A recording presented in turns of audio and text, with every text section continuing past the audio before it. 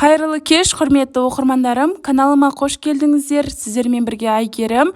Бүгін мен сіздерге чертополох деп аталатын томаттың рецептімен бөлісемін. Ешқандай қайнатуды қажет етпейді және де банкіге жауып отырмай, осылай баклажкаға құйып сақтай бересіздер. Жасалу жолы өте оңай, міндетті түрде сіздер де жасап көріңіздер.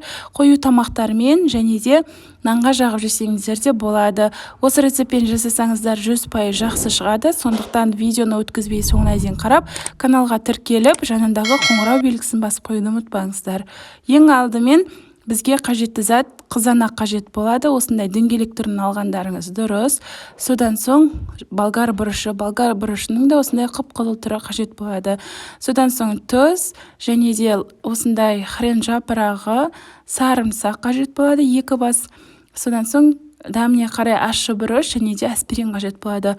Енді қызанағымызды алдын ала жуып тазартып аламыз да, видеодағыдай керек емес бөлігін алып тастап, ортасынан бөліп және 4-ке 5-ке бөліп осылай бөліп аласыздар. Яғни ет тартқыштың көлеміне сыюы қажет. Қызанақтарды ең алдымен салқын суда сыртқы бөлігін 3-4 қайтара жуып алдым. Содан соң ет тартқыштың көлеміне сиятындай етіп осылай 4-5 бөлікке бөліп алдым. Барлық қызанақтың мөлшерін, килограммын, грамдарын барлығын описание бөліміне жаза кететін боламын. Қызанақты да және де болгар бұрышында осылай алдын ала бөліп, тазартып, ішкі дәндерінен ажыратып алдым.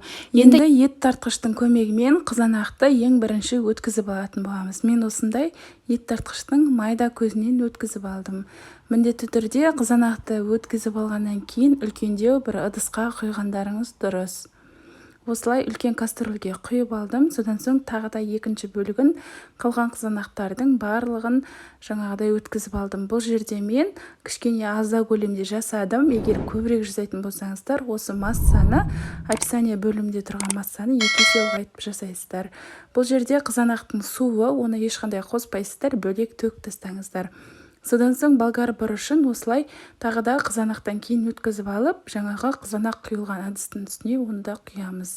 Содан соң хрен жапырағын алдын ала тазартып жуып алдым. Егер хрен жапырағы болмаса, хреннің тамыр бөлігін қоссаңыздар болады. Базарларда сатады. Оны да ет тартқыштың көмегімен өткізіп аламыз және де осындай 2 бас пияз, жаңағы сарымсағымызды да бірге өткізетін боламыз. Барлығын өткізіп алдым және де егер ащы болған қаласаңыздар, жаңағы ащы бұрышты қоссаңыздар болады. Егер ащы болған қаламасаңыздар, балалар жей алмайды десеңіздер, қоспасаңыздар да болады. Мен бұл жерде 2 ащы бұрышты қостым, дәмі кішкене ғана ащы дәм беріп тұрады. Енді осының барлығын жаңағы ыдыстың үстіне жаңағы салатын боламыз. Содан соң өз қалауыңыз бойынша осындай көк шөп түрін қолдансаңыздар болады. Мен бұл жерде укроп пен кинзаны қолдандым. Егер ұнап жатса, қолданғандарыңыз дұрыс, дәмі жақсы шығып тұрады, жақсы дәм береді. Видеодағыдай осылай ұсақтап турап алдым және де осы ұсақтап туралған барлық жаңағы кинза мен укропты жаңағы ыдыстың үстіне саламыз. Барлығын салып болғаннан кейін дәміне қарай аздаған тұз саласыздар, содан соң жақсылап араластырасыздар. Міндетті түрде толықтай жақсылап араластырасыздар, барлығы бір-біріне сіңіп, толықтай біркелкі масса болуы қажет. Мен осы арада тұз салдым, бірақ видеоға тұз жаңағы салынған бөлігі түспей қалыпты, сондықтан сіздер міндетті түрде тұз салғандарыңыз дұрыс.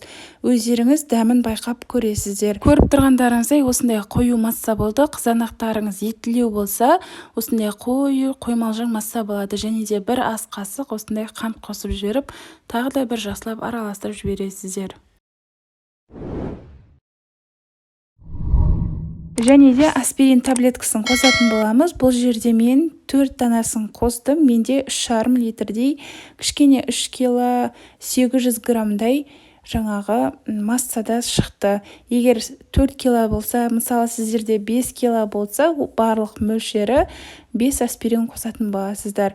Енді бетін жауып 1 түнге қалдырамыз. 1 түн өткеннен кейін қазір ашып көрсететін боламын. Кішкене көлемі ұлғайып, міне көріп тұрғандарыңыздай, кішкене ғана осылай көтеріледі. Көтеріліп бір түседі, яғни бір ашып қайтадан қайтатын болады. Міне көріп тұрғандарыңыздай осындай сызыққа дейін көтеріліп, қайтадан орнына қайтады. Енді тағы да бір араластырып жібересіздер. Осы жерде тағы да бір дәмін көріңіздер. Егер тұзы аз болған болса, тағы да аздап тұз салсаңыздар болады. Баклажкаларымызды алдын ала тазартып, осылай ас содасымен жақсылап жуып аласыздар. Бір тағы да шайқап жуып алғандарыңыз дұрыс. Содан соң воронканың көмегімен осылай барлық баклажкаларымызге құйып аламыз. Бұл жерде мен жарты литрлік баклажкаларды қолдандым. 1 литрлік баклажкаға қолдансаңыздар да болады, құйып, соған сақтасаңыздар да болады. Міне дәл осы әдіспен барлық баклажкаларға құйып сақтай бересіздер. Салқын жерде сақтағандарыңыз дұрыс. Банка сақтайтын немесе тоңазытқышта да сақтап қоюға да болады. Міндетті түрде қақпағын тығыз жабуды ұмытпаңыздар. Содан соң осылай барлық баклажкаға құйып алдым. Ал артқы бөлігінде босаған баклажка және де кішкентай банкілер бар екен, соғанды құйып алдым. Воронкадан өтпей жатса, осылай ұрғылап алсаңыздар, тез жаңағыдай баклажкаға өтіп, тез толатын болады. Баклажкадан атылып кетпейді, ешқандай уайымдамаңыздар, және де бұны пісіріп, яғни қайнатып отырудың қажеті жоқ. Осылай дайын күйінде аспиринді салып, жаңағыдай жасай берсеңіздер болады. Томат ретінде қолдансаңыздар, тамақтың дәмі өте керемет әрі пайдалы, ешқандай зиянсыз қоспалардан жасалынады.